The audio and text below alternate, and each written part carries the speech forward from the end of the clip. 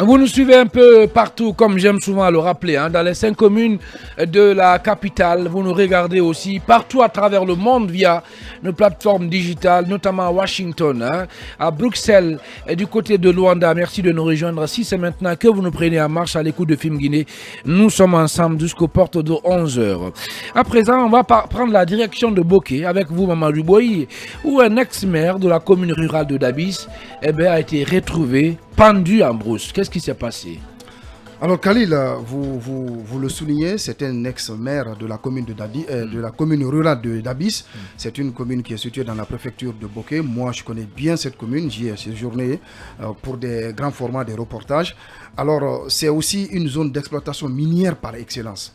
Alors, la victime s'appelle Daouda Kalaban. Il est âgé d'une vingtaine d'années. Marié à 4 femmes et père de plusieurs enfants. Vingtaine d'années Une soixantaine d'années, une soixantaine d'années. Alors, il est ex-maire de la commune rurale de Dabis. Il s'est donné la mort le 5 janvier par pendaison dans sa plantation, selon les informations qui nous ont été rapportées. Alors, Khalil, cela relance quand même le débat sur les cas de mort par pendaison. Ça devient de plus en plus récurrent dans notre société. Chaque jour qui passe, vous entendez qu'un citoyen, ici à Conakry ou à l'intérieur du pays, s'est donné la mort par pendaison pour X ou Y raison. C'est quand même une véritable préoccupation aujourd'hui, puisque le plus souvent, ces personnes qui se donnent victimes dans ces circonstances pareilles le font pour plusieurs raisons.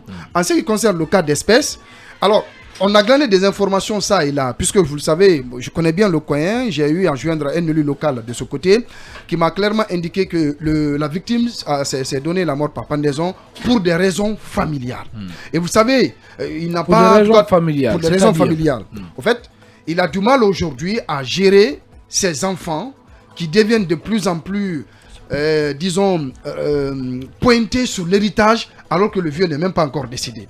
Il a du mal à gérer cela, mais l'élu local qui m'a en tout cas rapporté cette information n'a pas voulu en dire en profondeur. Il m'a juste dit c'est pour des raisons familiales. Cela quand même pose assez de problèmes aujourd'hui.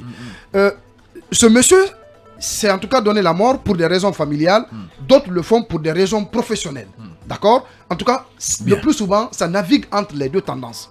Mais l'un dans l'autre, je pense qu'aujourd'hui, il faut quand même une véritable réflexion sur ces cas de mort par pendaison, parce que cela quand même dénote qu'il y a des problèmes que les pères de famille, de fois, ont du mal à gérer. De l'autre côté, la gendarmerie de ce côté a ouvert une enquête pour situer des responsabilités. Pour le moment, les conclusions de cette enquête ne sont pas encore connues. Le corps a été transporté au niveau des autorités pour l'inhumation. Mais j'avoue quand même que lorsque j'ai joint ce élu local et qu'il m'a dit que c'est pour des raisons familiales, sans trop aller en profondeur, qui ont causé, n'est-ce pas, cette mort par pendaison de cet homme, cela m'a quand même donné à réfléchir, puisque vous le savez, dans notre société, les problèmes de famille se posent avec acuité, et franchement, cela dénote des problèmes que nous avons. Puisque vous vous rappelez sans doute, la semaine passée, du côté de l'INSA, un père de famille aussi s'est pendu. En tout cas, il s'est suicidé parce que tout simplement, sa fille a contracté une grossesse. Merci beaucoup. Voilà, a contracté une grossesse. Voilà, pour lui, c'est un déshonneur pour la famille. Ce déshonneur, il ne pouvait pas l'encaisser. Donc finalement, il s'est donné la mort par pendaison. Donc pour le moment, la seule source qui, en tout cas, qui m'a livré cette information n'a pas voulu aller en profondeur. Mais honnêtement, il faut quand même se poser des questions sur ces cas de pendaison qui deviennent de plus en plus récurrents dans notre société. Paix à l'âme, en tout cas, de ce tenu local. C'est un sujet sur lequel on va revenir, mais ça sera au compte de l'émission Le Grand Virage, animée sur Film Guinée par Mustapha Vicky Diallo. Merci encore une fois de nous rejoindre.